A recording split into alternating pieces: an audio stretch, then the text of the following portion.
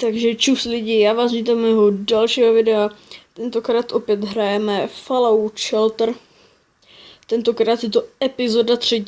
Trošku jsem hrál za kameru a dosáhl jsem 28 lidí.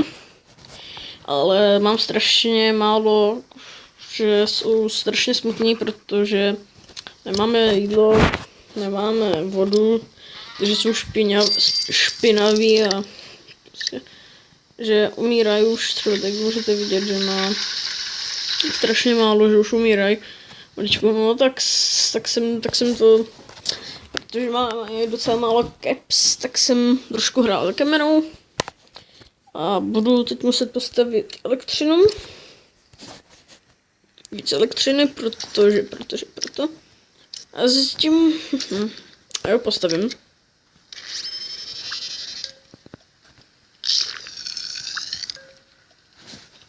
Zatím tady jde 2. Tady se mi cvičí nějací 2, takže na max.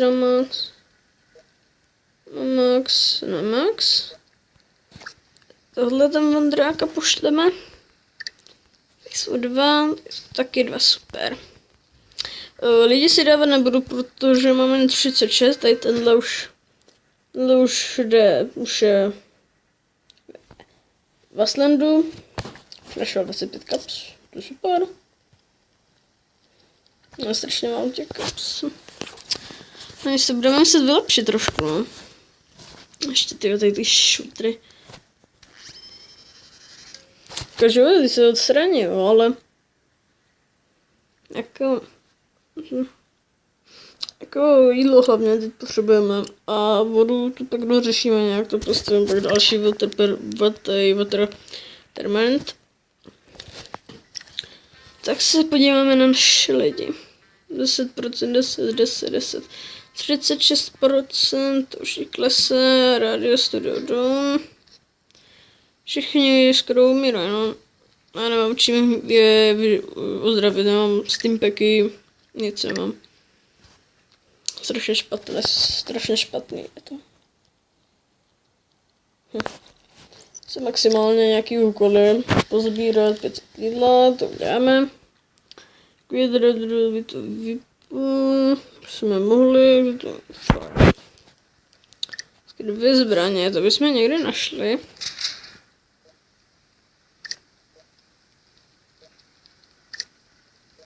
Taky pocit, že nemají zbraně, ach jo.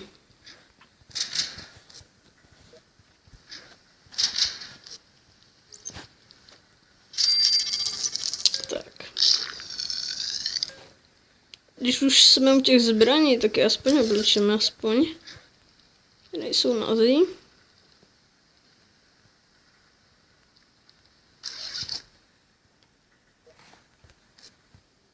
No, nejde sem. Tam inteligence 2, dáme. Jo, tady jsem dostal novinku, tady jsem dostal pana Marburka, který má inteligenci na max, no, na 9. A je docela šťastný, má level 38 a luck má maximum, 11 dokonce.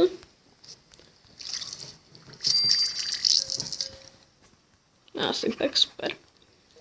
A ještě jsem dostal teda Benjamina Harta, který má charisma a inteligenci taky docela a agility, takže proč ne, ninja outfit se hodí.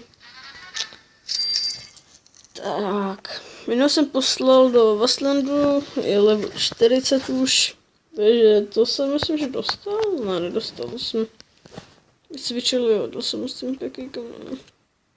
Čím větší level, tím je lepší jako v hledání a najde toho víc, jak kdyby, no víc jako, víc toho nenajde, ale najde jako lepší věci, no. No, to není špatný, tohle úkoly. Tak. Ty kráso, to voda je strašně špatná. Tady máme jednoho. Máme zatím na inteligenci. A říkám, budu hrát hodně za kameru a zkusím to nějak vybalancovat, tu vodu a jídlo, protože Bez toho prostě se nedá Fallout, bez jako to prostě Fallout prostě se nedá hrát, když není voda a jídlo. Jako elektřina, jako ta nikdy skoro nechybí. Hlavně to jídlo a vodu. Tak. Co bych to ještě mohl udělat? Teď maximálně počkat, našel další.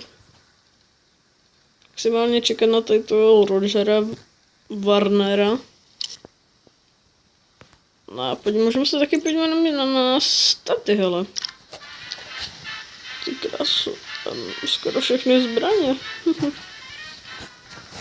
A myslím, že i jednu legendární zbraň.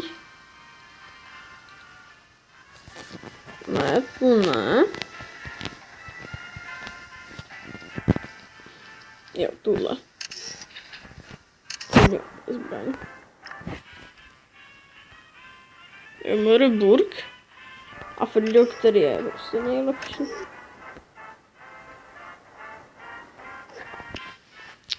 Tak, tady hrál jsem hodinu, 10 minut, Landboxy, Open 8.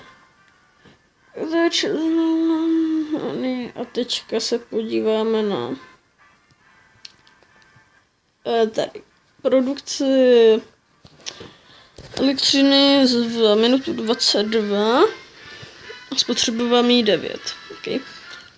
Produkce jídla 16 a spotřebovávám 9.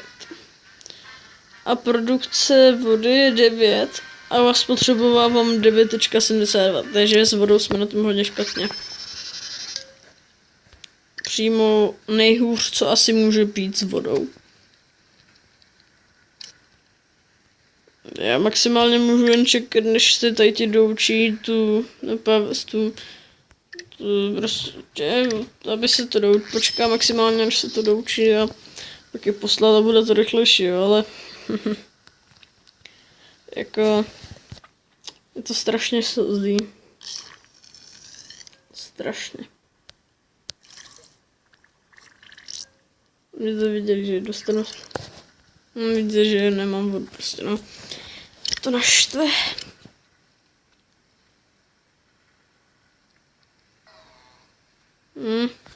Jo, voda. Blbá. Můžu jen čekat na tady v tom Wastelandu nějaký věci, jestli přinese, no maximálně. To je všechno, co můžu dělat.